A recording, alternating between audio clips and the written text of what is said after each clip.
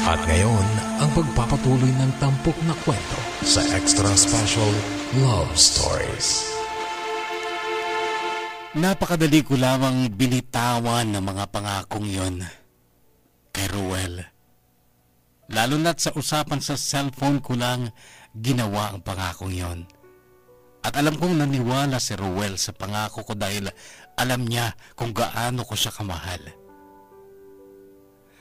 Pero noon ako mismo ay diskumpiyado na sa sarili ko. Mahal ko na rin kasi si Chris at umaasan rin siyang kami na rin hanggang huli.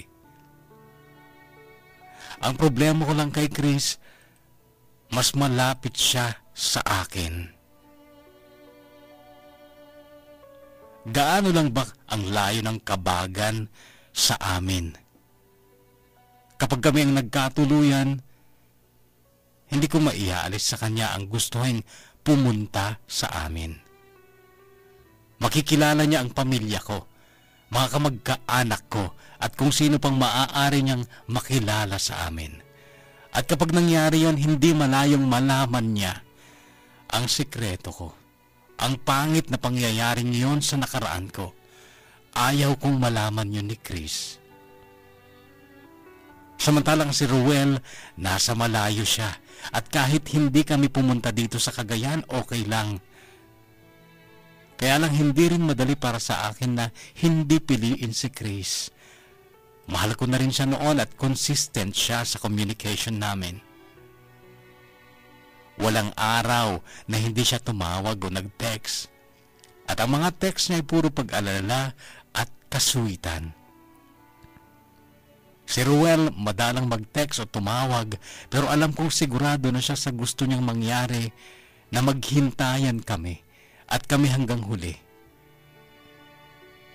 Kilala ko na si Ruel at naniniwala ako sa pangako niya. Pero hindi ko rin dapat isantabi ang pangako ko sa mga magulang ko na mag-aaral ako mabuti at pagkatapos ko itutulong naman ako sa kanila at sa mga nakababata ko pang kapatid. Gusto kong gawin yun kahit hindi ko maisip na magtatagal ako dito sa Cagayan. Kahit noong nasa aparin na ako, hindi pa rin ako komportable. Gusto ko pa rin na sana ay nasa mas malayo ako, doon sa lugar kung saan walang nakakakilala sa akin kahit isa. Sa ganoong paraan lamang ako makakapamuhay ng tahimik at komportable. Kapag nasa malayo ako, maaari ko nang kalimutan ulit ang pangyayaring yun na buong buhay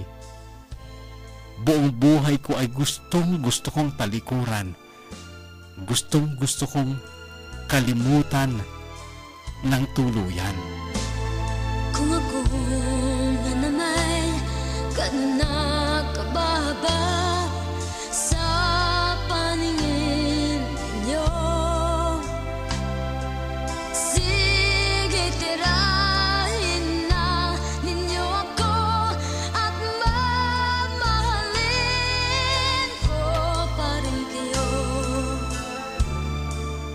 Buong semestre, kapuso, as in 6 na buwan halos ay nasa apari lang ako.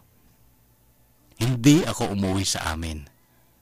Ang allowance ko ay pinapadala lamang sa Western Union, kung saan-saan, kung minsan naman dinadala ni Mama sa akin. Mas matataas ang grades ko sa apari kesa sa Manila noon. Hanga sa akin ang ilan sa mga classmate ko dahil tingin nila ay matalino ako, samantalang sa Maynila ay average student lang ako. Hindi pa nga ako masyadong nag-e-effort kasi wala naman akong balak na mag-cum laude. Tsaka alam ko namang hindi pwede yun dahil transferee ako. Sina Brenda at Cheska ang mga naging close friends ko at pareho silang happy noon sa mga love life nila.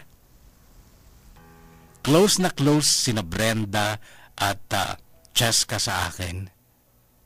Pero ako'y medyo naiilang sa kanila dahil ayaw kong maging masyadong close sa kanila.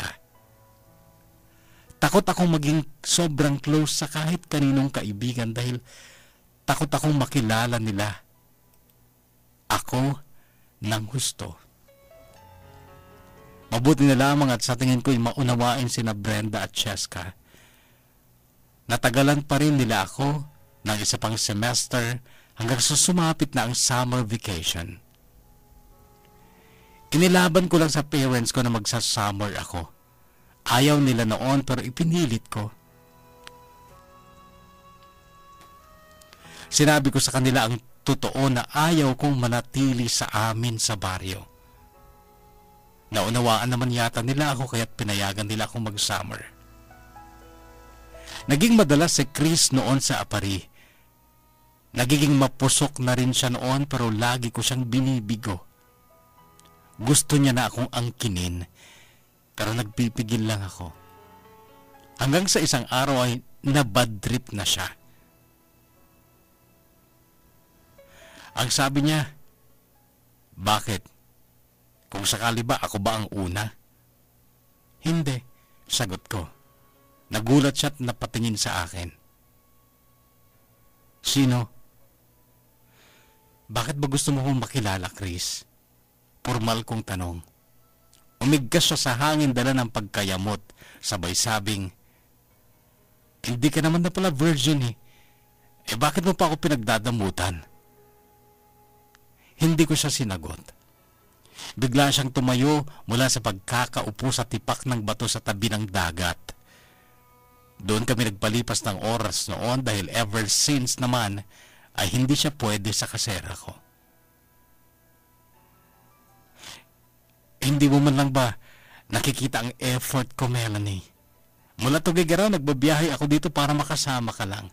Pero pinagdadamutan mo pa ako. Sumbat ni Chris sa akin noon. Halatang bad trip siya. Pero iritado na rin ako sa kanya kaya ang sagot ko sa kanya, bakit pinapapunta ba kita dito? Tinitigan niya ako. Yun lang at walang imik siyang lumakad palayo. Oo, kapuso, iniwanan niya akong mag-isa sa tabi ng dagat. Umuwi din akong mag-isa at sinikap kong maging okay lang ako. Sabi ko sa sarili ko noon, okay lang na mawala siya. Total, ay may Ruel pa naman ako. Ilang minuto mula nung dumating ako sa kasera ko, nag-text si Chris, nagsusorry. Hindi ko nireplyan. Tumatawag pero kinakancel ko. Tinigasan ko ang puso ko noon kasi inisip ko, kapuso, na parang tama lang na mawala na siya sa buhay ko. Alam kong mahirap pero makakatulong yun para sa akin. Para magkaroon ng katahimikan ang isip ko. Wish I could be the one who could